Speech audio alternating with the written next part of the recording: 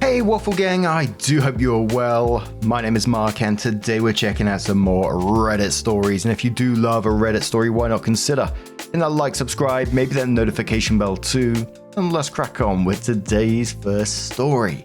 Much love, guys. Now today's first story is from Popcorn Shrimp 111 and it says, I 28 female think a nap ruined my marriage to 30 male. I 28 female am married to 30 male. I'll probably delete this in the morning, but I need to scream into the void. I've been married for under a year, but with my husband for 6. We have a 3-month-old little girl who's fantastic. I'm a first-time mum who's a stay-at-home mum. My husband's not dumb, just emotionally inept sometimes. I've had a lot of resentment building since I was pregnant. His mum tormented me through my pregnancy by talking about miscarriages, stillbirths, and saying dead baby to me every time my husband wasn't around.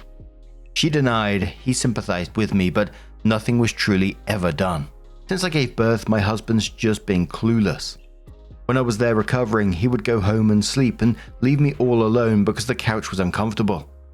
I had to call him 20 times to get him to wake up and come back to the hospital because I was lonely. Then when we left, he was asking me to carry things to the car with him. The nurse had to tell him I shouldn't carry anything. I'd just given birth. When we got home, he complained about his lack of sleep. I was struggling learning how to nurse. He was my cheerleader through nursing. I have to give him credit there. As the first 2 months went by, I was consistently bawling about how sleep deprived I was, while he was getting 8 to 10 hours of uninterrupted sleep every night. It caused a lot of fights because I couldn't hear him tell me he was exhausted without having a meltdown. Then his mum would come over and they'd leave a huge mess for me to clean on more than one occasion. He complained about the basement being messy, so I helped him lift things and clean it up. It caused me to start bleeding heavily, and my doctor told me I shouldn't be lifting anything heavy. This is a point of contention because my husband continuously asked me to help him lift heavy things, and I couldn't, so he'd get annoyed. Then he'd complain about it all day. Now we're at month 3, and I think my marriage is over.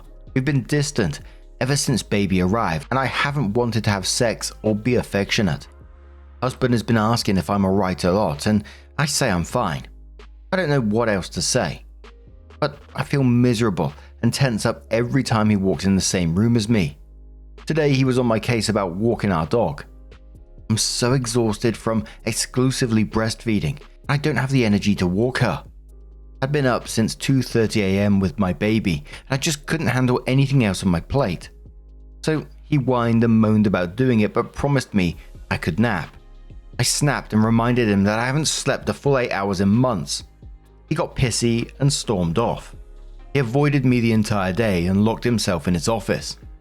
I spent the rest of the day randomly breaking down in full-blown sobs because I was so tired. 11 p.m. hits and he hasn't come out of his office, so I finally break and go get him. He gives me the cold shoulder and I just break down. All the lack of support just broke me. I told him I hated him. I wish I could go home, and I even mentioned divorce. He calmed me down and apologized for being selfish. When I asked what he did all day, he said he napped. He napped the whole day. While I was struggling to keep myself standing, he was napping. I broke down. I cried and cried. He was apologetic and showering me in sorries and I love yous. For the first time ever, I couldn't tell him I loved him too. Now it's 2 a.m. and I can't sleep because I'm so distraught. He's snoring next to me and I just hate him right now. I want to take my baby and run away. I don't want to live here anymore. Being a single mum seems easier than dealing with all this emotional stress and neglect. What am I supposed to do? I just can't believe I'm ready to leave him, all because he took a nap. As always, we see in these situations, it's not about that initial nap. That nap was just the straw that broke the camel's back. He's asking you to lift things post-delivery, complaining about his sleep while you're running on fumes, and has spent the last months being completely oblivious to the way that you're struggling. What about that fucking mum literally tormenting you, saying about dead babies while you're pregnant? And he did nothing to stop this. And the basement stuff, where he was complaining about the basement being messy and then was getting you to help lift things as well. I just like, fucking hell, man. It sounds just like you're at the end of your tether with this, and it's like you said, being a single mum seems easier. This simply can't continue like this. But Almond Milk maybe says, "Ah, man, this is classic. When you finally divorce him, he will be shocked, and you will be relieved. Men like this are emotionally stunted and can't empathize properly until you're literally breaking down and forcing them to care. Then you get apologies, but there won't be change. Talk about exhausting and unsustainable. Personally, I would run. Maybe leaving, even if it's for a break, could be a wake-up call, though I doubt sustained change." Random Dar says, "This marriage sounds like a nightmare. You should have left after the dead baby comments. You pick up a phone, call your support system, mum, dad, BFF, aunt, and ask them to come help. Something your so-called husband should have done. It would be great if you kick the husband to the dear mummy. But if you can't, then just go stay at a support person's place. If you have no one, then take your husband's credit card. In the end, he is the one who refused to parent with you, and do necessary self-care. Get a nanny, get a baby hotel. If you're in the country that has it, buy yourself some me time. And I don't care how much it costs. Sleep, finally. Get a normal shower, and get, at least in your mind, out of this circle of abuse. Girl, what affection are you talking about? Stop feeling guilty about it. This guy failed you at your most vulnerable moment. I'm surprised you can tolerate this joke of a human in your house. This person thinks that because he's doing 8 to 5, he has a right to expect from you 24/7. A normal husband seeing you struggle would have helped you without all of this circus. Girl, he doesn't like you, let alone love you. Because let's be honest, what would you do if you saw the love of your lifetime in this state? Get annoyed and bring her to the edge? Sure, he is using you. Usually I say to talk things out, but no amount of words can make a person love someone. Sorry." And one more comment from Sending in the Clouds, who says, "Would you treat anyone the way he has treated you? Your worst enemy? No? So don't treat yourself that way by letting him continue. Ditch him and your insane mother-in-law." And quote saying, "He was my cheerleader through nursing. I have to give him credit there."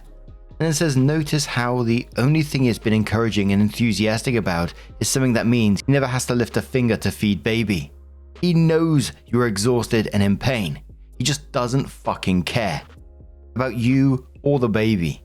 The baby is a convenient way to keep you trapped, miserable, and too tired to fight back or leave. If you have family, pack up and go. If you don't, kick him out. You and baby deserve better." So OP did come in with an update and says, "So we talked. Well, I talked, he listened. I told him I couldn't do this anymore and something needed to change immediately, or I was going to go back home and take my baby with me. He stared at me confused, but then he realized I had 2 bags packed by my dresser and ready to leave. I finally was able to articulate all the resentment that had been building.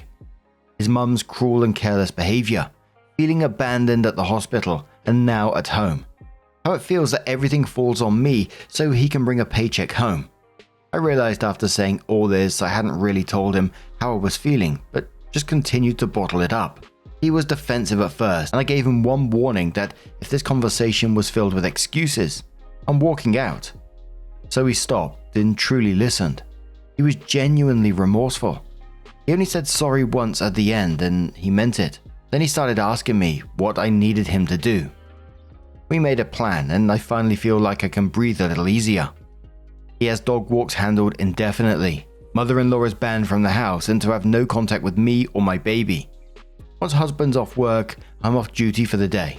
I'll still breastfeed because I want to do that. I get a lot of fulfillment out of it, and if you saw the way my baby pats my boob when she nurses, you would too. Her big hazel eyes are like a drug. I'm typing this while soaking in a warm bath. I've been promised a weekend to decompress and sleep until my heart's content. I'll pump instead of nurse this weekend, and we have a stash of frozen milk he's planning on using. He knows what needs to be done, her routine, how much to feed her, so I know he's capable. I can actually hear him unloading the dishwasher right now. We're planning on doing something as a couple one day out of each weekend so I don't feel like just a mum. I can be a person too. We're going to couples counseling and I'm going to start individual therapy. He's already in therapy. He didn't have a dad who showed him what love looked like. He had an adult toddler as a father who threw tantrums and verbally abused him and his mother. My husband often comments on how my dad drops everything in a nanosecond for me and how he wants to be like that. But he's not. He's failing me and his daughter. That was really tough for him to hear. So now we take it day by day. If he's actually capable of change, I'll have to wait and see. My bags are still packed and by the door. I guess I have them there as a reminder to myself that leaving is an option at any moment I please. That makes me feel a little better. I'm hopeful but not delusional. I know we might not be able to come back from this, and that's okay. I have to take care of myself so my little girl has a mama who smiles at things besides her. I have an appointment scheduled for a PPD screening and my mum's planning on visiting the start of next month. My family is ready with the door wide open when I choose to come home. Made me cry to hear my dad tell me he'll be on the first flight when I'm ready so I didn't have to fly home alone. Thank you all for letting me spill my guts. So at some point later, OP came in with another update and said, I've been wanting to update, but I've been scared. I felt so overwhelmed and haven't been sure what to write. That post I wrote was me at my lowest. I wish I could take the version of me in time and just hug her.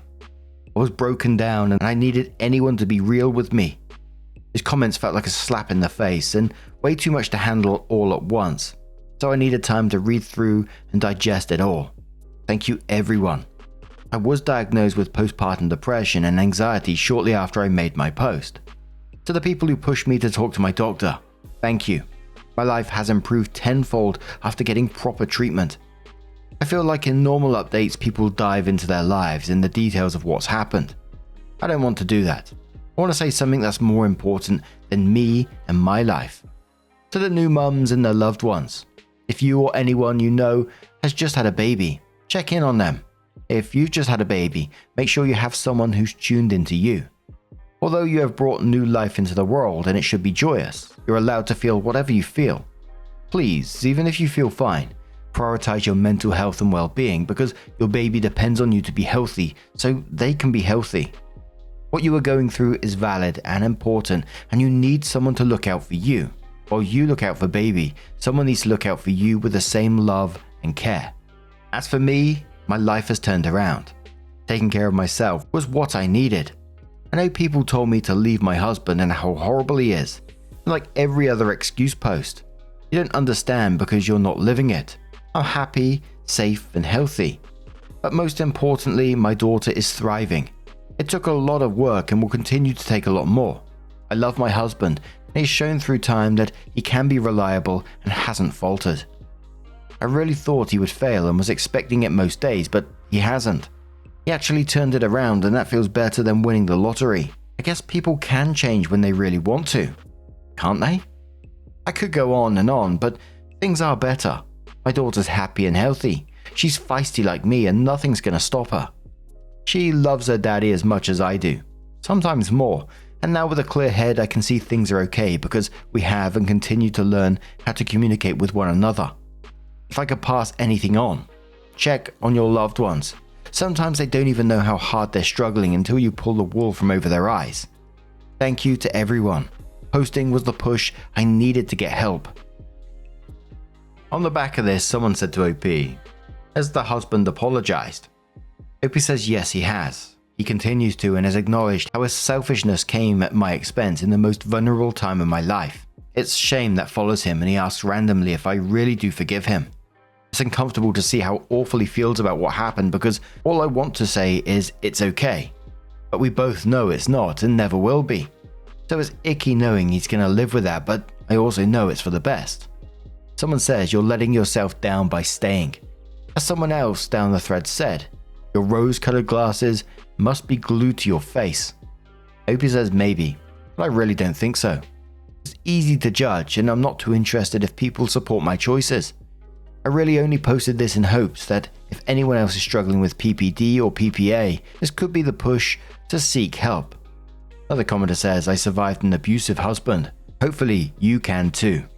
And there was a lot of comments about the timeline of the post, so The update came 2 months after the original and saying, it's too early to be saying if he's actually changed here. Many people saying that they hope he's changed, of course, for OP's sake, but looking back at the original post and what she was going through, having to clean the basement and bleeding whilst doing so, taking care of their child solo while he's having a nap and all this kind of thing. And I know OP mentioned PPD at the end, and absolutely treatment for that is vital, but all that previous stuff, what he was doing wasn't PPD, it was him. And a couple of commenters were mentioning that there was a previous post about the mother-in-law and her behavior as well, but it's just not there. It's been deleted or something. But it does make me think, I wonder what was going on previously to all of this, before the pregnancy, etc. I can bet there's a lot more there, but I'm just reaching there. But what do you guys make of this situation? Let us know your thoughts down in the comments below. Let's move on to another story. Now, our next story comes from Rope Psychological 567 and says, wife wants to name our twins Romeo and Juliet. My wife is a huge Shakespeare fan, and she loved the idea of naming the twins Romeo and Juliet. I'm against it. I can't get over the idea of naming our kids after a fictional couple who die. I do really like the name Juliet. I even suggested that if we go with Juliet, maybe we could name our son Tybalt after Juliet's cousin. She insists that if we use Juliet, we have to use Romeo. I'll admit Romeo and Juliet is one of the only Shakespeare plays I've read, but I've tried to look online for some other Shakespearean siblings names we could use, like Ophelia and Laertes from Hamlet, or Claudio and Isabella from Much Ado About Nothing. She hasn't liked any of them because either their source isn't serious enough or the names aren't recognizable or famous as Shakespearean. She's really stuck on this. On their own, I think they're lovely, but I don't think they work for twins. Is there a way I can convince her this is a bad idea? Or does anyone have other Shakespearean name suggestions that might win her over? I'm not sure if I'm overthinking the meaning behind the names and being weird about it. But I can't talk with anyone about this because she wants the twins' names to be a surprise. And a quick overview of the comments saying, naming twins after famous lovers and the jokes about incest that may come in their future lives, etc. It's just bad moves all around. But OP did come in with an update 3 days later and says, thanks for all the comments and name suggestions. I didn't want to speak badly about my wife, but yes, I'm well aware of how deranged it is to name a pair of siblings after a fictional couple, and I was too much of a coward to bring up the incest thing in my original post. In defense of my wife, her pregnancy has been very hard on her. It's her first, and naming the kids is the only thing she seemed happy about these days. For context, she's seen the Romeo and Juliet play in person and is an avid reader of plays in general, but she's always liked Shakespeare most because they were the ones that she studied. A few years ago, she even ran a Shakespeare club for kids at the local library. More recently, she was rereading the play and suggested we name the kids after the main characters. I was taken aback and told her we'd sleep on it, but the following day it was all she'd talk about, and she was so happy I didn't have the heart to talk her out of it. She became more and more fixated on it as the weeks went on. After making this post, I asked her again why it had to be these two names. She told me she always liked symbolic meanings and grand declarations of love, and she wanted that sort of bond to carry over to the kids in a family sense. She also mentioned that out of all the plays she had read, Romeo and Juliet was the most iconic, that people would be able to recognize them and that it would make it easier to talk to other parents if they asked why the kids were named Romeo and Juliet. I sat on this for a few days, and honestly, it felt like I didn't know her. I pray this is a pregnancy brain talking, but this isn't her. She's always been a romantic and fixates on trends and ideas, but this is just weird. Yesterday I finally told her point blank that we're not naming our kids after such a famous couple under any circumstances, and I showed her this thread. She refused to look at it and broke down. My wife asked me why I couldn't just let her have this. Some suggested that she needed to hear how crazy she was from someone who wasn't me. So I told her best friend what was happening, and she was more horrified than I was. I probably should have reacted. Her best friend came over after work, and I'm not exactly sure what happened, but I know they watched the 1968 movie version of Romeo and Juliet together, which I've been told has a sex scene. I think that snapped some sense into my wife. A friend left a few hours ago and my wife's been quiet, but she asked if we could look over the names I've picked out again. Thanks again for all the comments. I think we both needed reality slapped into us. Her from her delusion and me from my apparent lack of common sense. She's still dead set on something Shakespeare and theatre related and somewhat matching, but now that her head is clearer, I hope we can pick something better. From the quick read of the comments I showed her, she did like the name Sebastian, but she's on the fence about Viola. I'll let her off the hook for now since she's so sick, but once we're back to normal life, I'm not letting her forget this happened. I'll update this once again once we finally have names picked out. So below that, OP was given some comments with additional information. OP said, I'm not sure I worded it well, but she's been very sick during this whole thing. Not able to eat regularly, not sleeping, horrible cramps, etc. Naming the kids was the only thing she seemed really excited about because the actual pregnancy hasn't been good for her. We agreed that she would get the ultimate say in the names because she's carrying the kids. I didn't want to burst her bubble when she first got this idea, but as weeks went on, I realized how serious it was. I'm not mad at her for the choice. I'm more mad at myself for not doing anything about it, and at both of us for not realizing what it could do to our kids' future. But I shouldn't have waited so long to speak with her. The last comment was that if we ever have kids again, I hope that she won't want to name them after a couple again. Not meant maliciously, but I see I didn't say that well either. Another comment from OP says, she's been like this as long as I've known her. Jumping from fandom to fandom, getting immersed in something for a month and then not touching it for a year. This time it's been hard on her, which is why I'm trying not to do anything that would make her uncomfortable. But if she ever needs anything, I'll be here for her. The main concern is the physical symptoms right now, but I keep an eye out for anything else. Thank you for this information. Another commenter from OP says, no one in our family knows about this name thing because she wanted to keep it as a surprise. I sort of ruined that by posting, which is also why I think she also broke down when I told her we couldn't do it anymore. Now that her best friend knows, I hope she can talk about this with others if she feels like it. Her family and doctors are all local, so she's taken care of in that regard. Also adds, I meant it more as a, won't let her name any more babies we have after couples, but I didn't say it right. But I'm as much to blame for this happening. I agree, I let it get out of hand. I'm not going to hold this over her head, and as you said, it could be a funny story if she wants to tell it. Thank you, I'll show her this.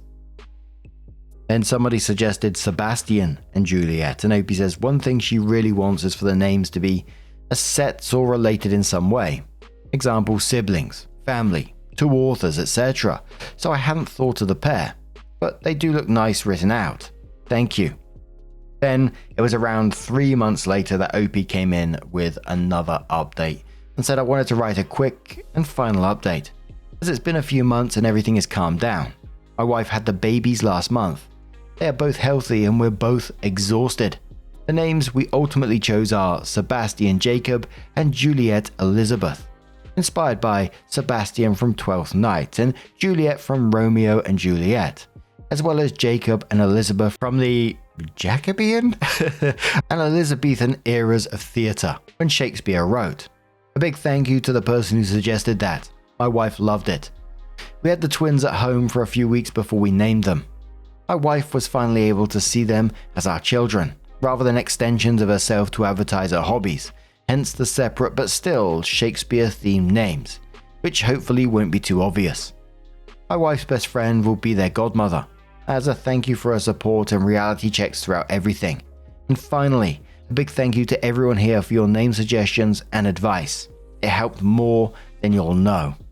I'm super glad they didn't go with those names in the end, you know, it wouldn't have been good for the kids' future, the whole incesty stuff. Kids can be cruel, you know, and that definitely would have happened, which would have been awful. But when OP came in and said the names they ultimately choose was Sebastian and Juliet, you know, I'm not I'm not cultured. I thought Sebastian the crab.